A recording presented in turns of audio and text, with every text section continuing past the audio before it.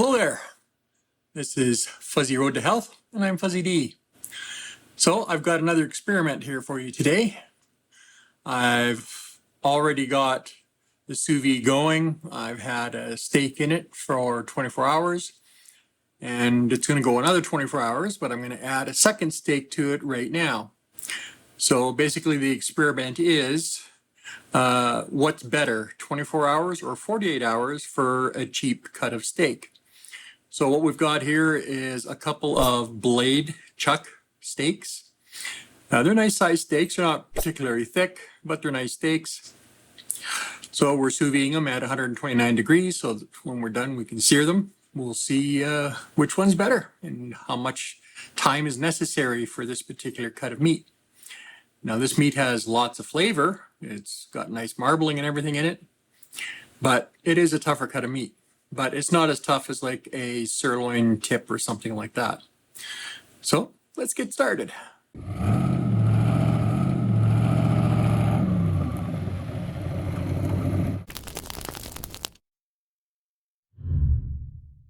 I've already got a steak in here that's been there for 24 hours. Now here's the one that we're adding to it. It's basically identical to the first one. Like I said, it's just a chuck blade steak. You can see it's got some really nice marbling throughout, very nice grain structure. Now you notice the grain goes in a couple different directions, so when we're cutting this, we have to remember when we actually go to eat it, we're going to kind of cut it down the middle, and then we're going to cut it kind of cornerways on this piece so that it's across the grain. And then this one here, it's more of a straight grain structure, so we'll be cutting it more like that.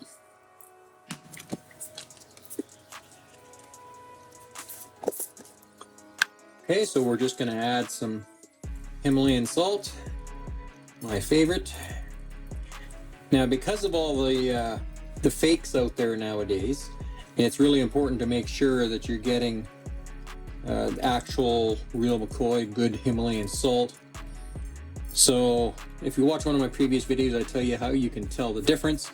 But if you want to just keep things simple and use the brand that I get, I'll have a link down in the description.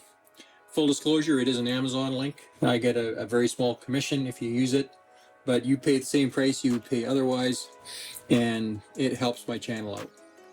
And that way we can keep bringing you more of these videos. So we're just going to make sure to add some salt to all sides. It's not a really thick piece of meat, so we don't need to go crazy, but we do need a fair amount of salt.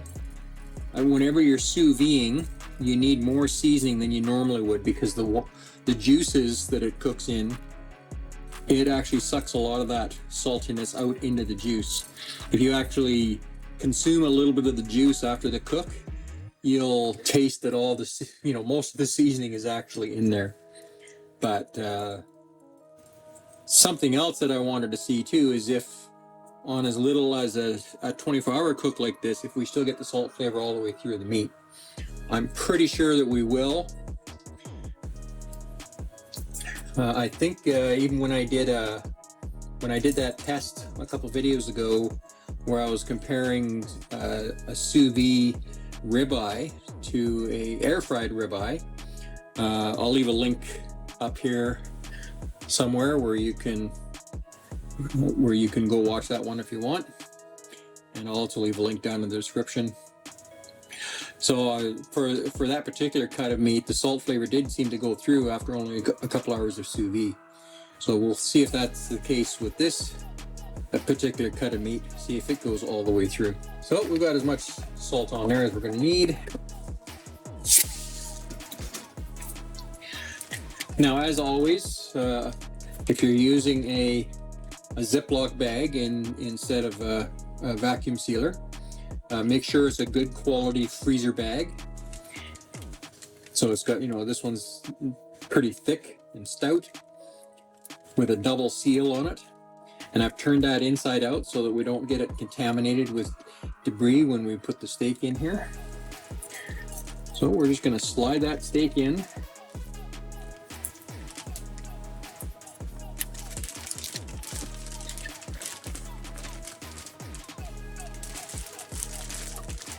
So the way we get the air out of this is we use the water displacement method. Also, I've put a couple notches in this bag right along the lid here. I don't know if you can see that on camera. That's just so I can tell which one's been in for the 48 hours instead of the 24 when we're done.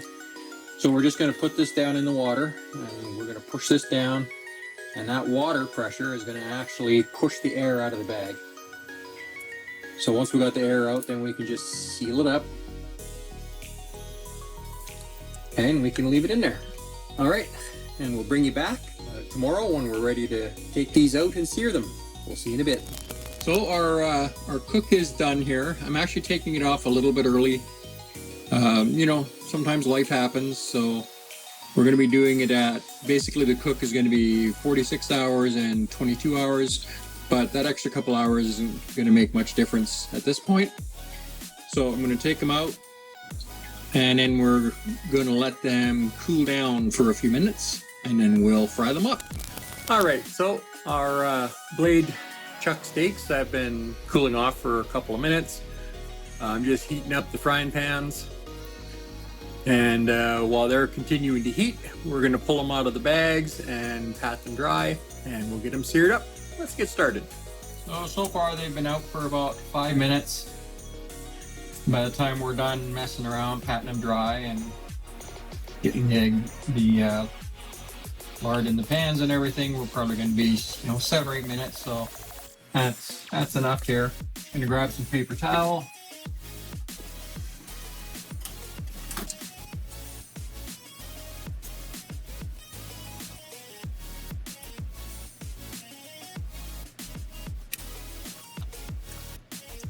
So this first one here, this is the one that's been in for 46 hours. Well, and that is definitely just about falling apart tender. Now we're not saving the juice from these. So if you watch my other videos with sous vide, you know that it's extremely important to get this patted as dry as possible, or it won't properly sear. It'll just steam and you'll end up overcooking it without getting your nice crust. Okay, so we got that one. Well, this is our 22-hour one. Well, I guess you can't actually see what I'm doing on camera here.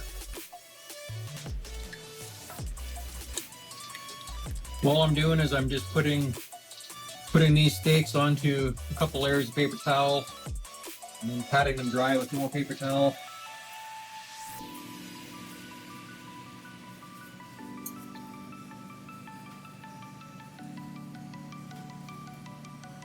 Now I must say, this one for 24 hours, it feels just about as tender as the other one.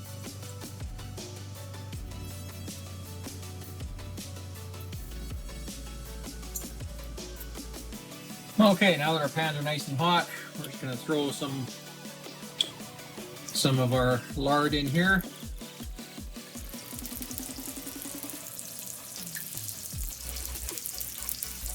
Now we want a fair amount of lard because we need that deep layer of fat in there. You have to have that interface between the fat and the meat, or it won't properly brown.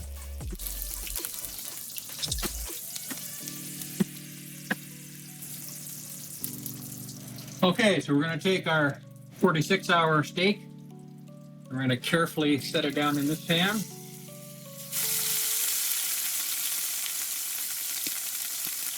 And the other one's going to go in this pan.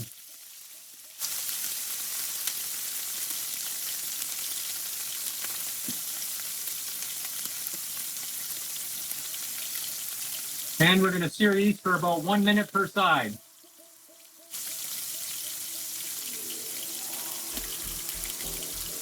Now, if you can see that on camera, you can see we've got about a little over 1/8 of an inch of oil or lard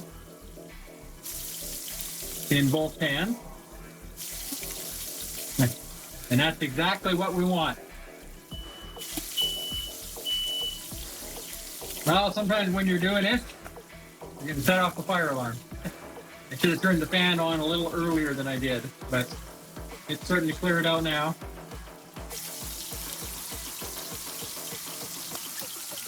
Okay, I think we can give this a turn. Give it a quick look here. Oh yeah, that's a nice sear on that.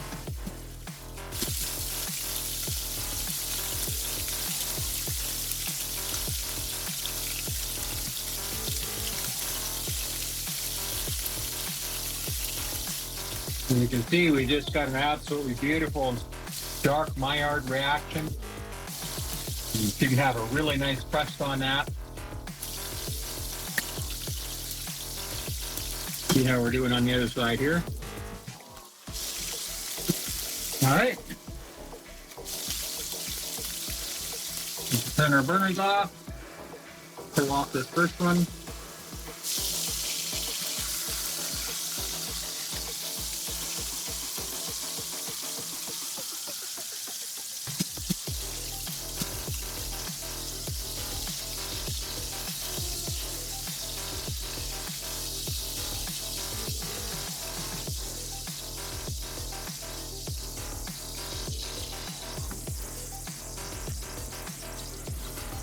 Get our pans off the heat. Okay, we need to let these rest for about 5 minutes. So I'll bring you back in a minute. Okay, so our steaks have rested about 7 minutes. So we're just gonna cut a couple slices here. Oh, look at how easy that cuts. Wow. And take a couple of cuts off of this other one here.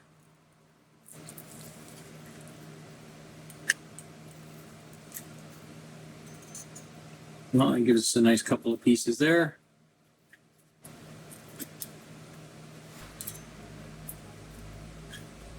Now, take a look at that. That is perfectly done. Absolutely love it. Okay, let's make these pieces a little smaller here.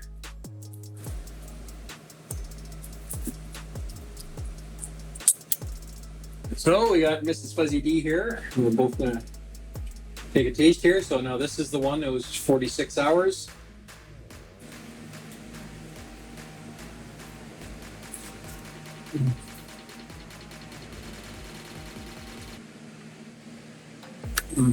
Wow, the flavor.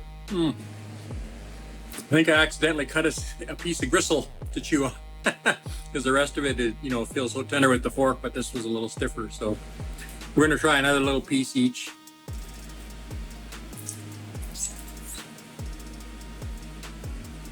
Great flavor. Little on the chewy side. Not as tender as I expected. Well, as I'm looking at the meat here, what I cut off of this was a little bit thinner. So it's not medium rare anymore. But yeah, it's definitely a little tougher than I anticipated as well. Even though it's sous vide for 46 hours. So let's try another piece here. And this is from the one that we did for 22 hours.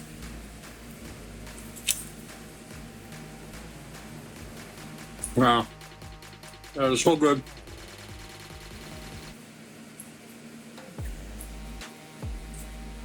I think we were just eating off of a tough end of that other one. Because this is a lot tenderer and it's cooked for like half the time. It's more tender, not cooked enough for my taste. So what I'm going to do is I'm going to, from the thick end, I'm going to cut a couple more pieces off that 46-hour one.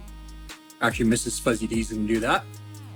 So I suspect what's going to happen is when we're done our taste testing, Mrs. Fuzzy is probably going to take her steak and cook it a little more.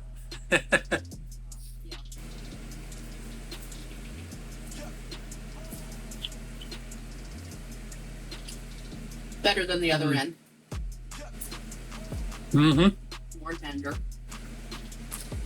So I mean, it's not like it's tough or anything, but it's certainly never going to be as tender as a ribeye done for even 24 hours.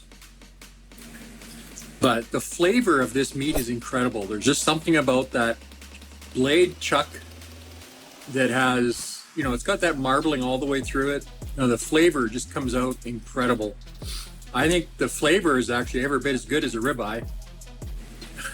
It just doesn't come out as tender, even with a 4 to 6 hour sous vide. That's a tender corner. Ooh, looks like Mrs. Fuzzy just found a tender corner. So, you know, the thing with a blade steak is you'll notice that they're usually in like 3 or 4 distinct muscle groups. So, you know, some of it's going to be a little tougher, some of it's going to be a lot more tender. So it's just the nature of the beast when you're dealing with a blade steak, but it's an inexpensive cut and it's incredibly tasty and it's very juicy throughout. There's just nothing that seems to come close to doing sous vide to retain that juiciness and that flavor. And of course, you know, the flavor of the salt goes all the way through the meat, which will happen even after a couple hours sous vide. So future Fuzzy D here. After I finished having a few more bites and cutting some more up, I realized that I forgot to draw an actual conclusion. So my conclusion with this is actually that the one that we cooked for 22 hours came out more tender than the one cooked for 46 hours. Now, I'm not sure exactly why that is. Maybe it was just that particular cut of steak. You know, there might have been some more tougher parts on it. I'm not exactly sure. But I think in future, I'll probably do these blade steaks at 24 hours rather than the 48. So I'll hand you back to the past Fuzzy D. So if you enjoy these videos and you like these recipes, please make sure to like and subscribe and hit that notification bell so you don't miss our future videos. Thanks for hanging out with us today. We really appreciate you being here. We'll see you on the next video. Bye for now.